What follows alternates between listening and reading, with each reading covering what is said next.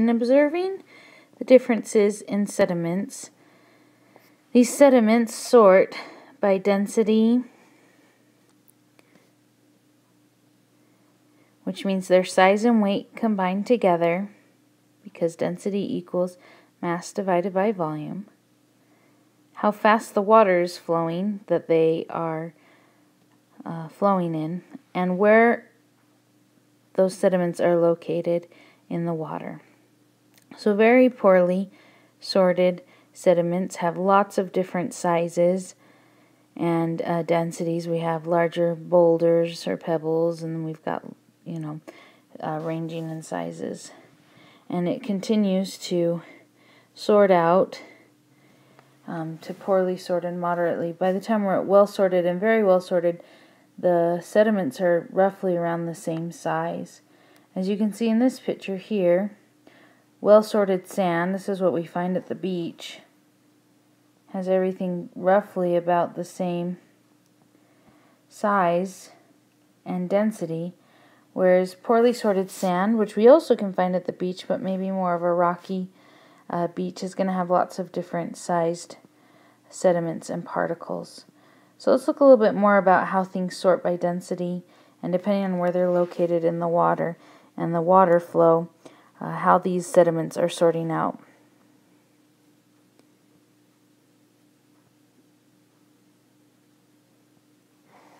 Again, you can see very poorly sorted is going to have very angular or rough pebbles. But as they start to sort, they show similarity in size, but they also become more rounded, just like in the idea of weathering and erosion, that as pebbles and rocks are moving through water and are being not only sorted by their size, but they're also losing these edges and making them more round as they're tumbling and hitting each other. And this also adds to the sorting. So something that's very well sorted, like in the case of a sandy beach, those are going to be really round little particles of sand, whereas rocks and sediments that are very poorly sorted aren't going to have gone through that tumbling process and are still going to be quite rough and pointy. Here we can look at the size of grains. Pebbles are from 4 to 6 millimeters. Remember, millimeters are those tiny little marks on the ruler and on the centimeter side. Granules are 2 to 4 millimeters. Then we start to get into sand, 0.5 to 2 millimeters, and then gets to be even more fine in its size. And then in 0.004 to 0.006 millimeters, we get silt and clay. So extremely fine small particles. And when you start getting into the medium fine silt and clay, this is very well sorted sediments, because they're all about the same size and very small and round. Again, showing our angular, sub-rounded, and well-rounded. And depending on if it's poorly sorted, it's going to be more in this large pebble category. Where it's well sorted, we're going to find it becoming more like sand and silt and clay. And this last picture shows how the grains can be mixed together of different sizes. Now, looking a little bit at water flow and the location of where these sediments and particles are located, closer to the source, the water source, we're going to find that they're very coarse. And as the water flows, we get further away from the source, and that tumbling effect happens, as well as density. We'll find more medium and fine-grained. Those that are coarse, that are angular, very poor sorted, because they're more dense, they have more mass per volume, they have more weight for their size. Those are going to quickly fall down as the water's flowing.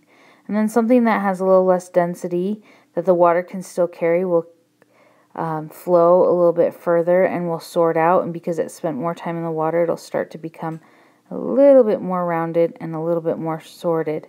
Everything over here is going to have roughly the same amount of density as well as up here. And then as the water continues to flow, We'll find those fine grain pieces last.